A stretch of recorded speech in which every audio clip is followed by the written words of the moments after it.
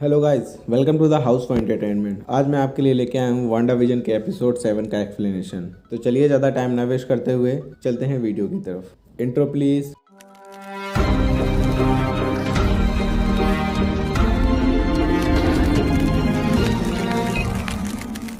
Episode के starting में हमें पिछले एपिसोड का एक छोटा सा रिकेप मिलता है। अगर आपने पिछले एपिसोड का एक्सप्लेनेशन नहीं देखा है तो अभी जाके देखें, लिंक डिस्क्रिप्शन में है। इन सब के पीछे एग्नेस ही थी। लास्ट एपिसोड स्पेक्टेकुलर हैलोवीन के बाद वांडा विजन और भी क्रीपी हो गया। एग्नेस को लेकर जो फैन थ्योरी चल रही थी वो सच हुई। वेस्ट व्यू में जो कुछ भी चल रहा था वो भी रिवील हुआ। खैर, उससे पहले आते हैं कुछ और की पॉइंट्स पर। लास्ट एपिसोड में हमने देखा कि वांडा ने विजन को बचाने के लिए हेक्स को एक्सपेंड कर दिया था, पर वो एक्सपेंशन एक कीमत के साथ आया, जिससे इस एपिसोड में रियलिटी मेल फंक्शन करने लगी, जिससे कुछ भी वांडा के कंट्रोल में नहीं रहा और उसके आसपास की चीजें मेल फंक्शन करके अलग अलग डिकेड्स की चीजों में बदलने लगती हैं। और साथ ही लास्ट एपिसोड के बाद वांडा ने खुद को क्वारंटीन कर लिया है। वैसे मेरे हिसाब से हेक्स खुद ही एक टाइप का लॉकडाउन है। सो बेसिकली इस एपिसोड में वांडा हमें काफ़ी डिप्रेस दिखती है, जिसका रेफरेंस हमें एपिसोड के दौरान आए कॉमर्शियल से मिल जाता है, जो कि सम सॉर्ट ऑफ मेडिटेशन पर था।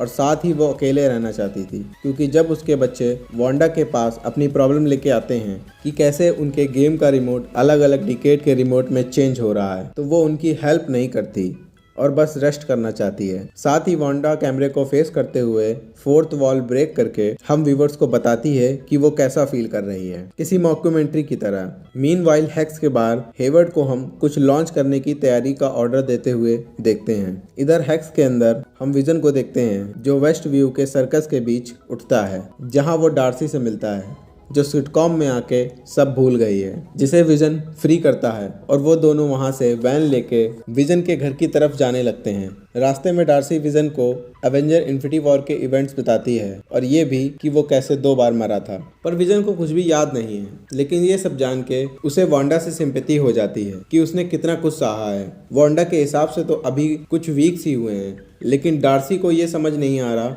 कि विजन हेक्स के बाहर आते ही डिकम्पोज क्यों होने लगा था। साथ ही किसी सच्चे फैन की तरह वो विजन को बताती है कि पिछले कुछ वीक से वो उन दोनों को देख रही है और उनका लव बिल्कुल रियल है। हेक्स के बाहर एजेंट वू और मोनिका हेवर्ड के रियल मोटिव डिस्कवर करते हैं कि वो विजन को जिंदा करना चाहता था और अब उसे उसका सेंटिएंट वेपन वापस चाहिए। और फाइनली वो दोनों उनके लिए बनाया गया स्पेशल व्हीकल कलेक्ट करते हैं मिस्टीरियस एरोस्पेस इंजीनियर से। इतने सारे बिल्डअप और फैन थ्योरी के बाद वो जिस पर्सन से मिलते हैं वो एक्चुअली इतना इंटरेस्टिंग नहीं है, बल्कि उसका नाम मेजर गुडनर है। मे बी रीड रिचर्ड हमें किसी और एपिसोड में देखने को मिले। मेजर गुडनर उन्हें स्वॉर्ड का स्पेशलाइज्ड स्पेस रोवर देती है, जिसकी हेल्प से वो हेक्स के अंदर जा सके। और ये वांडा विजन का one of the best visual scene में से एक है अभी तक। लेकिन रोवर हेक्स के अंदर नहीं जा पाता, क्योंकि हेक्स उसे आधा कार में बदलकर बाहर फेंक देता है। तो मोनिका डिसाइड करती है कि वो बिना किसी प्रोटेक्शन के हेक्स के अंदर जाएगी। मोनिका के अंदर जाते ही हमें डिफरेंट पर्सनालिटी एस्पेक्ट्स दिखते हैं। साथ ही उसके बचपन की कुछ यादें और आवाजें सुनाई देती है, इंक्लूडिंग निक फ्यूरी और कैप्टन मार्वल। ये साइकेडेलिक एक्साइटिंग सीक्वेंस हमें दिखाता है कि शो अपने इस एपिसोड से कितना ग्रो कर चुका है। साथ ही हेक्स के अंदर जाते ही मोनिका के सेल्स फिर से रिलेटेड होने लगते हैं, जिससे उसे एनर्जी बेस्ड पावर मिलती है, बिल्कुल कॉमिक बुक जैसी। कॉमिक बुक में मोनिका फोटोन नाम की सुपर हीरो होती है। स्टिल पावर उसकी ज्यादा हेल्प नहीं कर पाती जब वो वांडा को कन्फ्रंट करती है। वैसे हेक्स के अंदर आते समय क्यूरोसली मोनिका को कुछ नहीं हुआ था, maybe because of her power. Monica Wanda की हेल्प करना चाहती है ताकि वांडा अपने पेन छुपाने की बजाय उसे एक्सेप्ट करे। मोनिका वांडा को समझाने के लिए कहती भी है, I lost the person closest to me too. The worst thing I can think of has already happened to me.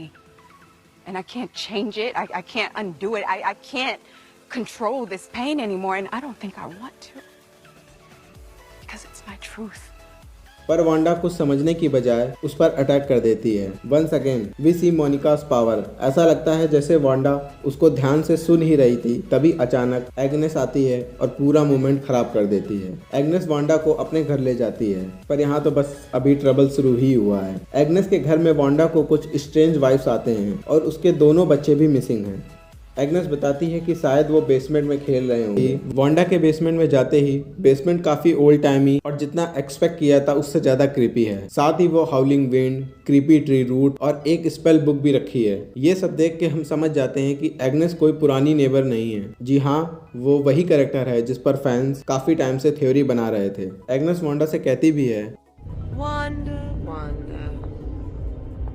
You didn't think you were the only magical girl in town, did you?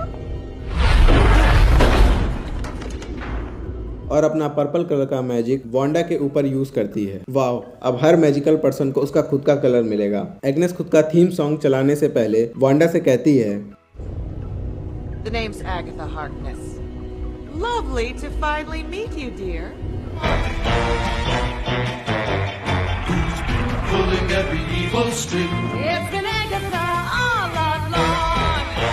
And जी हाँ, Agnes का खुद का theme song है and it's great. और यहाँ पता चलता है कि वेस्ट व्यू के सारे वियर्ड इवेंट के पीछे वही थी। थीम सॉन्ग की कैची ट्यून के साथ हमें ये भी पता चलता है कि कैसे उसने पिएट्रो को क्रिएट किया और बाकी सारे मिस्चीफ भी किए। साथ ही वो रिवील करती है कि उसने ही स्पार्की को मारा। Oh man, now this is a war. और शो यहीं खत्म हो सकता था, बट असली मार्वल स्टाइल ये नहीं था। हम फैंस को फाइनली 2019 के बाद अब जाके एमसीयू में मिड क्रेडिट सीन देखने को मिला है, जो किसी ट्रीट से कम नहीं था। एंड या इट फील्स गुड, है कि नहीं? मिड क्रेडिट सीन में मोनिका अगाथा के घर के बाहर खड़ी थी। फिर वो चुपके से बेसमेंट का डोर खोलती है, तभी वो फैमिलियर फेस को कन्फ्रंट करती है। उसके लिए नहीं, हमारे लिए फैमिलियर, जो कि फेक पिएट्रो है। और वो कहता है, Snoopers gonna snoop. जिससे मोनिका चौंक जाती है। और ये एपिसोड हमें इसी hell of a cliff hanger पे छोड़ देता है। सभी को प्लॉट ट्विस्ट और प्लॉट प्रोग्रेशन चाहिए था। Here it is, the ultimate villain, जहां तक मुझे लगता है। अब बस इस सीरीज में 2 एपिसोड ही बचे हैं, जिनको देखने के लिए आई कांट वेट। ये एपिसोड कई सारे सवाल भी छोड़ गया है। Is Wanda more witchy than we think? Wanda को लेकर एग्नेस के क्या प्लान्स हैं? और उसके बच्चे टॉमी और बिली कहाँ गए? मोनिका के पावर्स क्या हैं? और क्या विजन जो डार्सी के साथ निकला है वो टाइम पर अपने घर पहुंच पाएगा? और हेवर्ड का अटैक करने का क्या प्लान है? इन सबसे रिलेटेड एक थ्योरी वीडियो लाऊंगा। इस एपिसोड में हमें हमारे लेजेंड स्टैनली का रेफरेंस भी देखने को मिलता है। स्टार्टिंग में जब हमें वांडा का इंट्रो देखने को मिलता है, उसी इंट्रो के दौरान एक नंबर प्लेट पे वांडा का नाम लिखा हुआ था,